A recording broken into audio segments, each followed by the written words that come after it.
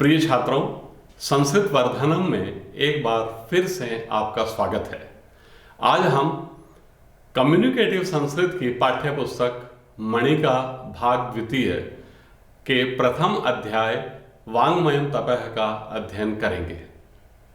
प्रथमा पाठ है, शीर्षक है वाङ्मयं तपः अर्थात वाणी का तप। पाठ परिचय। आचार्य। प्रिय छात्रा, पठिताः अस्माभिः ऋग्वेदस्य मंत्राः। प्रिय छात्रों, हमारे द्वारा ऋग्वेद के मंत्र पढ़े गए थे। ज्ञायते किम? ऋग्वेदस्तु विश्व साहित्ये आदिमः आलेखः है। क्या आप सब जानते हैं, ऋग्वेद तो विश्व साहित्य में सबसे प्राचीन आलेख है। सार्वकालिकाः सार्वभौमिकाः च अस्य उपदेशाः। इसके उपदेश सब समय में और सब प्राणियों के लिए उपयोगी हैं। छात्रा। आम तथैव कथितम संगच्छध्वम संवध्वम। तभी कहा गया था संगच्छध्वम एक साथ चलना चाहिए, संवध्वम एक साथ बोलना चाहिए। यदि हम सभी मिलजुल कर चलते हैं तो वह यात्रा हमारी सुगम भी होती है, आसान भी होती है और महत्वपूर्ण भी होती है। इसी तरह से सब मिलकर के अगर हम किसी भी बात को रखते हैं, एक साथ बोलते हैं, तो उस बात का भी एक महत्व होता है। तथैव कथितम, इसीलिए कहा गया है संगच्छध्वम एक साथ चलना चाहिए, संवध्वम एक साथ बोलना चाहिए। आचार्य। साधु। शाबाश। जानन्ति किम भवन्तः वाचः महत्वम? किम भवन्तः, क्या आप सब वाचः महत्वम जानन्ति? वाणी का महत्व जानते हो? क्या आप सब वाणी के महत्व को जानते हो? सुमेधा। अहम वदामि, मैं बताऊं। वाण्ये का समलंकरोति पुरुषम या संस्कृता धार्यते।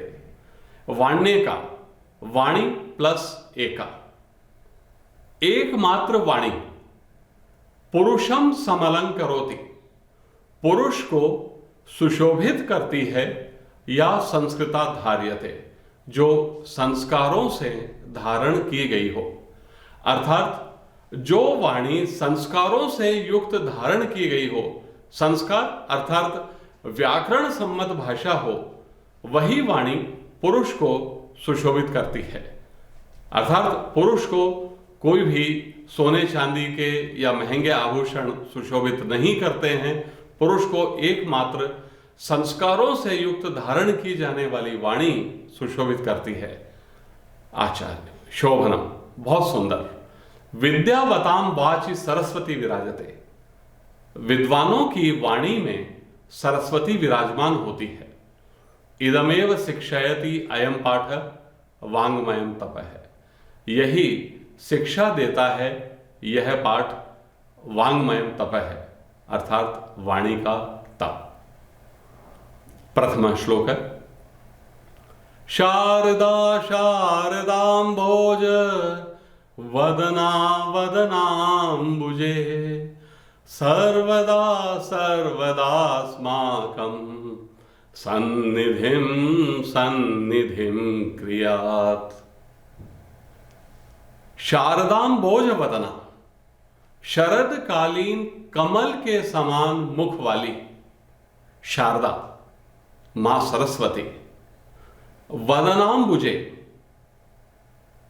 मुख रूपी कमल में, हमारे मुख रूपी कमल में, सर्वदा हमेशा, सर्वदा द्वितीय जो सर्वदा है इसका अर्थ है सब कुछ देने वाली। सन्निधिम, श्रेष्ठ खजाने के रूप में, सन्निधिम क्रियात, निवास करे। अर्थात शरदकालीन, सर्दी के मौसम के कमल के फूल के समान मुख वाली मां शारदा, मां सरस्वती, सर्वदा सब कुछ देने वाली मां सरस्वती ही एकमात्र ऐसी देवी हैं जो व्यक्ति को सब कुछ देती है। सर्वदा सब कुछ, गाड़ी, बंगला, मकान, ज्वेलरी, सोना चांदी, मान सम्मान, प्रेम, सब कुछ मां सरस्वती के कृपा से मिलने लगता है। अतः कहा गया सर्वदा, सब कुछ देने वाली।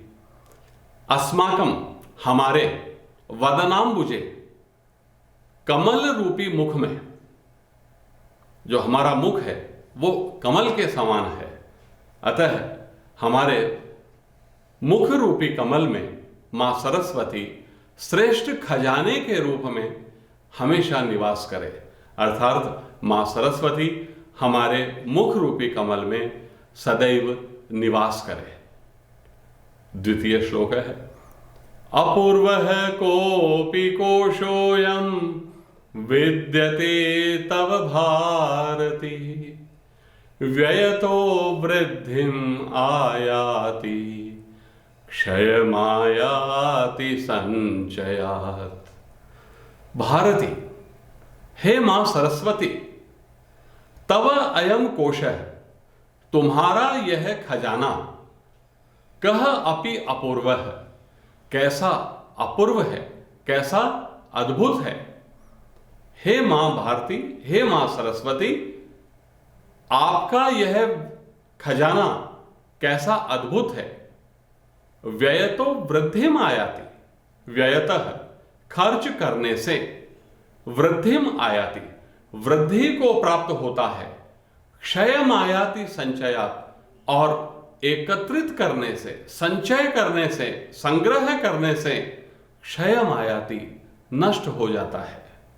अर्थात हे मां सरस्वती, यह आपका विद्या रूपी, ज्ञान रूपी खजाना, ज्ञान रूपी कोष कैसा अद्भुत है, आश्चर्यजनक है, जिसे जितना खर्च किया जाए, अर्थात जितना हम पढ़ते हैं, पढ़ाते हैं, अध्ययन करते हैं, स्वाध्याय करते हैं, अलग अलग ग्रंथों का अध्ययन करते हैं, उतना ही हमारा ज्ञान रूपी कोष बढ़ता चला जाता है, वृद्धि को प्राप्त होता है।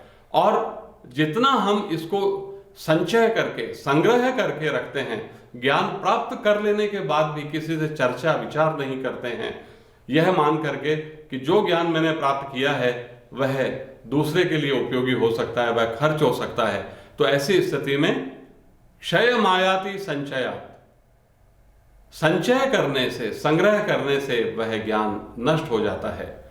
इस तरह मां सरस्वती के ज्ञान रूपी खजाने को अद्भुत कहा गया है, क्योंकि और खजाने, जैसे धन का खजाना होता है, रोजाना उसमें से हम अगर धन निकालते रहें, एक स्थिति आती है वो बिल्कुल खाली हो जाता है। लेकिन मां सरस्वती का जो ज्ञान रूपी खजाना है, वह जितना हम उपयोग में लेते हैं, जितना पढ़ते हैं, पढ़ाते हैं, अध्ययन करते हैं, उतना ही वह दिनों दिन बढ़ता जाता है। अर्थात हमारे ज्ञान का भंडार विस्तृत होता चला जाता है, और यदि हम संचय करके रखते हैं तो वह क्षय की ओर, अर्थात कम होने लगता है। क्षय मायाति संचयात, एकत्रित करने से वह नष्ट हो जाता है। तृतीय श्लोक है, नास्ति विद्या समं चक्षुः, नास्ति सत्य समं तपः, नास्ति राग समं दुःखम, नास्ति त्याग समं सुखम। विद्या समम, विद्या के समान, चक्षु नास्ति, चक्षु यानी नेत्र, आंखें, नास्ति नहीं है, विद्या के समान आंखें नहीं है, विद्या के समान नेत्र नहीं है। नास्ति सत्य समम तपः, सत्य के समान तपस्या नहीं है। राग समम दुखम नास्ति, राग अर्थात मोह, लगाव, अटैचमेंट जिसको कहते हैं, तो मोह के समान दुख नहीं है।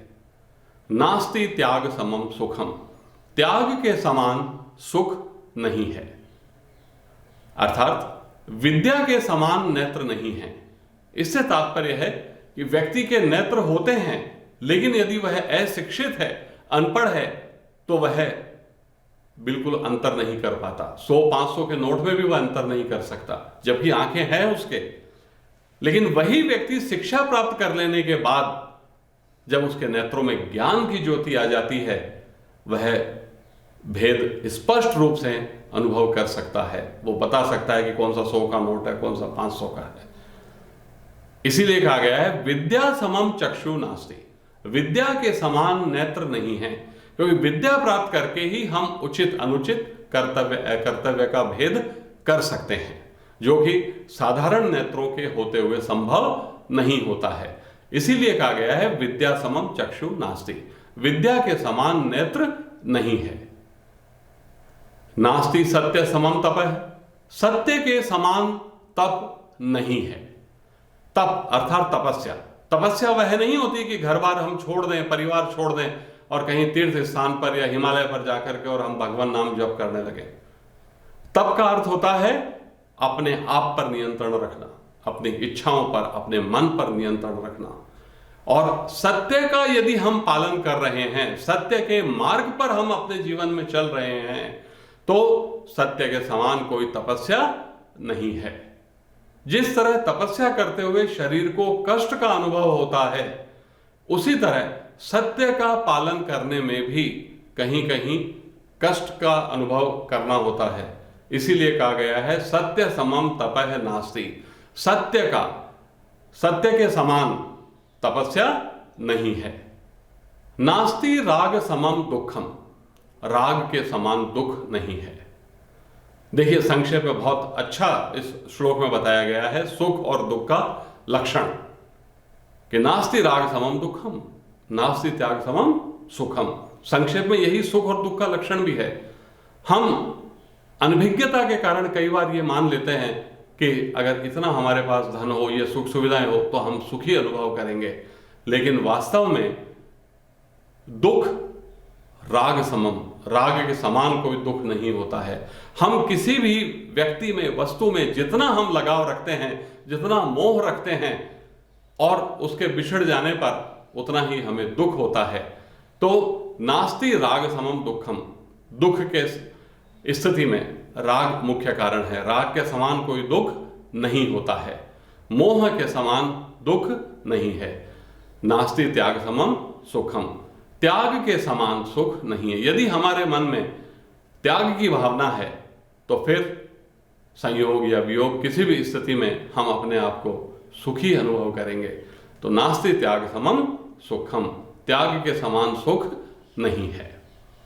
चतुर्थ श्लोक, न तथा शीतलम सलिलम न चंदन रसो न शीतला छाया प्रह्लादयति च पुरुषम यथा मधुर भाषिणी वाणी।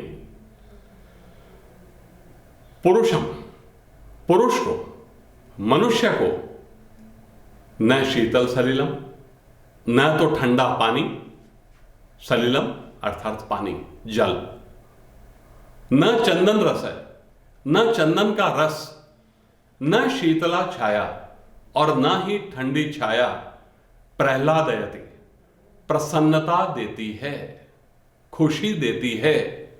यथा मधुर भाषिणी वाणी, जैसा मधुर बोली जाने वाली वाणी प्रसन्नता प्रदान करती है। अर्थात जो आनंद, जो प्रसन्नता, जो खुशी मनुष्य को, पुरुष को मधुर बोली जाने वाली वाणी में अनुभव होती है, खुशी या प्रसन्नता अनुभव होती है, वैसी प्रसन्नता ना तो ठंडा पानी पीने से होती है, ना चंदन के रस में होती है, और ना ही ठंडी छाया भी व्यक्ति को प्रदान कर सकती है। अतः व्यक्ति को हमेशा मधुर वाणी बोलनी चाहिए। पंचम श्लोक है, शुश्रूषा श्रवणम चैव ग्रहणम धारणम तथा ऊहापोहार्थ विज्ञानम तत्वज्ञानम च धीगुणा। इस श्लोक में मुख्य शब्द है धीगुणा। धी अर्थात बुद्धि, धीयः गुणाः इति धीगुणाः। धीगुणाः का यदि हम समास विग्रह करें, धीयः गुणा, धीयः यानी बुद्धि के, गुण। तो प्रस्तुत श्लोक में बुद्धि के गुण बताते हुए कहा गया है शुश्रूषा, सुनने की इच्छा होना, श्रवणम सुनना, ग्रहणम उसे ग्रहण करना, धारणम उसे जो सुना है उसको धारण करना, अर्थात अपने जीवन में उतारना, जीवन में उसका पालन करना। ऊह अपोह तर्क वितर्क करना, ऊह अपोह तर्क वितर्क करना, शंका समाधान करना। अर्थ विज्ञानम अर्थ जान लेना, तत्व ज्ञानम च और तत्व ज्ञान को प्राप्त कर लेना। धी गुणा संति बुद्धि के गुण होते हैं। इस श्लोक में मुख्य रूप से बताया है कि बुद्धि में कौन कौन से गुण होने चाहिए। तो बुद्धि का सबसे पहला गुण है शुश्रूषा, सुनने की इच्छा होना। क्या सुनने की इच्छा होना? शास्त्रों के ज्ञान को, शास्त्रों के उपदेश को सुनने की हमारी बुद्धि में इच्छा हो। इसके बाद श्रवणम सुने, सुनने की इच्छा हुई, फिर हमने सुना। ग्रहणम जो सुना है उसको हम ग्रहण करें, अर्थात उसको हम अपने जीवन में हमेशा याद रखें। धारणम उसका हम पालन करें, धारण करें।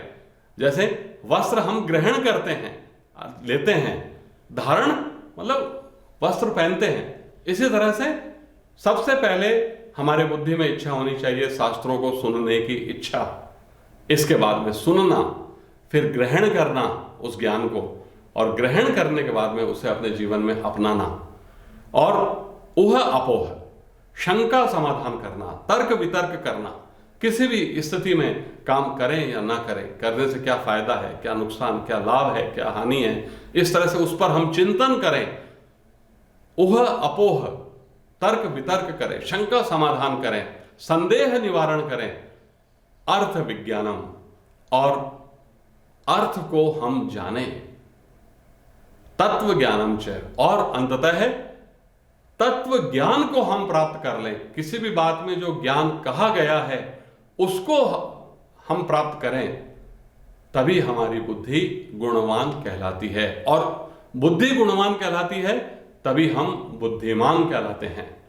तो इस तरह इस श्लोक में ये 8 बुद्धि के गुण बताए गए हैं।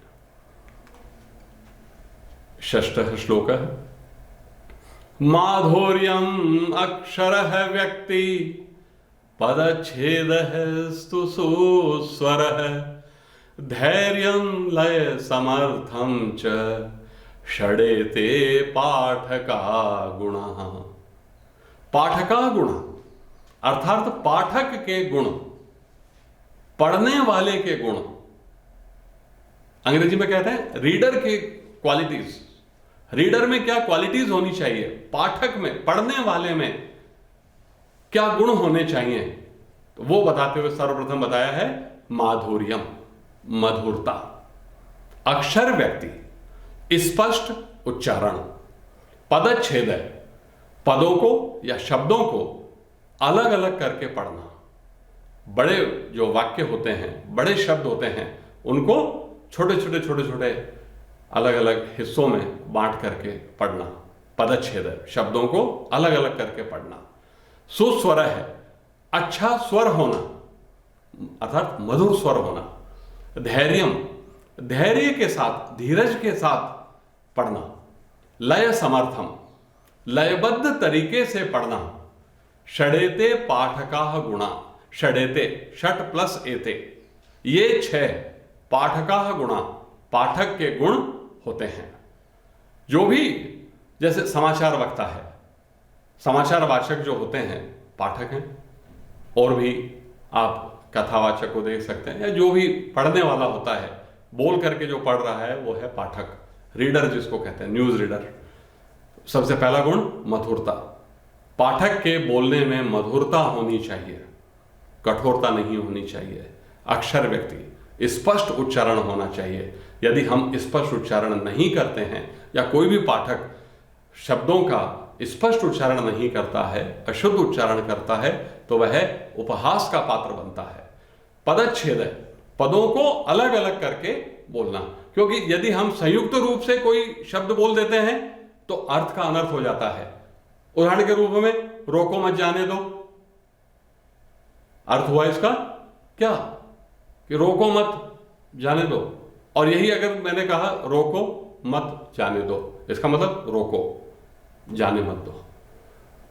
तो ये पदच्छेद है, शब्दों को अलग अलग करके बोलना। सुस्वर है, अच्छा स्वर होना, कर्कश नहीं होना चाहिए स्वर, सुनने वाले को मधुर लगे, अच्छा स्वर लगे। पढ़ते पढ़ते ऐसा नहीं कि कहीं कर्कश आवाज हो जाए, सुनने वाला भी चौंक जाए कि क्या हुआ। एक अच्छा स्वर हो, धैर्यम, धैर्य के साथ पढ़े, जल्दबाजी से बिल्कुल ना पढ़े। लय समर्थम च, और लयबद्ध तरीके से पढ़े। कहीं ये नहीं कि कहीं बिल्कुल धीमे, कहीं बहुत तेज, कहीं जैसे संगीत में होता है आरोह अवरोह, तो उसका भी ध्यान रखे। लयबद्ध तरीके से पढ़े ताकि सुनने वाले को आनंद आए। षड एते पाठका गुणा, ये पाठक के 6 गुण होते हैं। सप्तम श्लोक है, आचार्यात् पादम आदत्ते पादम शिष्य स्वमेधया कालेन पादम आदत्ते पादम स ब्रह्मचारी भी।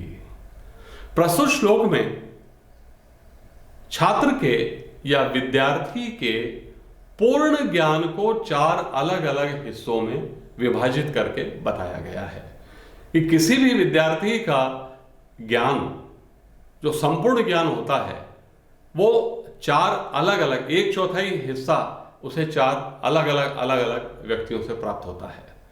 सर्वप्रथम आचार्यात् पादम आदत्ते, शिष्य या छात्र, विद्यार्थी आचार्य से चतुर्थांश ज्ञान ग्रहण करता है। शिष्य अपने आचार्य से, अध्यापक से, गुरु से 1/4 ज्ञान ग्रहण करता है। पादम स्वयमेधया, पादम का अर्थ होता है चतुर्थांश, 1/4। 1/4 ज्ञान अपनी बुद्धि से, स्वयमेधया, अपनी बुद्धि से प्राप्त करता है। कालेन पादम आदत्ते, समय से, कालेन अर्थात काल से, समय से 1/4 ज्ञान ग्रहण करता है। पादम स ब्रह्मचारी भी, और 1/4 ज्ञान अपने सहपाठियों के द्वारा प्राप्त करता है। इस तरह से वह अपना ज्ञान पूर्ण करता है। एक शिष्य अपना ज्ञान पूर्ण करते हुए सर्वप्रथम 1/4 हिस्सा, चतुर्थांश भाग आचार्य से या गुरु से, अध्यापक से प्राप्त करता है। फिर 1/4 चतुर्थांश भाग अपनी बुद्धि से प्राप्त करता है। समय से, समय भी हमें ज्ञान देता है। आप रास्ते में जा रहे हैं, मार्ग में जा रहे हैं, अचानक वर्षा होने लग जाए या 2 पशु लड़ने लगे, आप अपने आप को बचा लेते हैं। उस समय कौन बता रहा है? काल, कि भाई ये स्थिति उत्पन्न हो रही है, तो हम ऐसे अपने आप को सुरक्षा कर लें। तो कालेन पादम आदत्ते, समय से 1/4 ज्ञान ग्रहण करता है। पादम सह ब्रह्मचारी भी, और सहपाठियों के द्वारा 1/4 ज्ञान ग्रहण किया जाता है। तो इस तरह से शिष्य आचार्य से, अपनी बुद्धि से, समय से, और ब्रह्मचारी अर्थात अपने सहपाठियों के साथ रहते हुए ज्ञान प्राप्त करता है। अष्टम श्लोक है, अनुद्वेगकरं वाक्यं सत्यं प्रियहितं च यत् स्वाध्यायाभ्यसनं चैव वाङ्मयं तपः उच्यते। यत् वाक्यम, जो वाक्य अनुद्वेगकरम, उद्वेग उत्पन्न करने वाले नहीं हो, अर्थात क्रोध दिलाने वाले ना हो, उत्तेजित करने वाले वाक्य नहीं हो, सत्यम, सत्य हो, प्रिय हितम च, प्रिय और हितकारी हो, स्व अध्याय, अपना अध्ययन करना, स्वाध्याय करना, अभ्यसनम चैव, और अभ्यास करना वांगमयम तपः उच्यते, वाणी का तप कहा गया है या वाणी का तप कहलाता है। अर्थात जो वाक्य उत्तेजित करने वाले ना हो, क्रोध दिलाने वाले ना हो, ऐसे वाक्य बोलना, सत्य बोलना, प्रिय और हितकारी वचन बोलना, अपना अध्ययन करना, स्वाध्याय करना, अलग अलग विभिन्न विभिन्न ग्रंथों का अध्ययन करना और जो अध्ययन करके ज्ञान प्राप्त हुआ है उसका अभ्यास करना, अपने जीवन में उसकी पालना करना, वांगमयम तपः उच्यते, यही वाणी का तप कहलाता है, यही वाणी का तप कहा गया है। क्योंकि जीवन में हमें हमेशा ध्यान रखना चाहिए कि हमारे मुंह से निकले हुई वाणी ही हमारे शत्रु अथवा हमारे मित्र बनाती है। वाणी से ही हम लोगों के दिल में राज करते हैं या फिर दिल से उतर जाते हैं। इसलिए विद्वानों की वाणी में हमेशा मां सरस्वती विराजमान रहती है, हमेशा वाणी ही उनको सुशोभित करती है।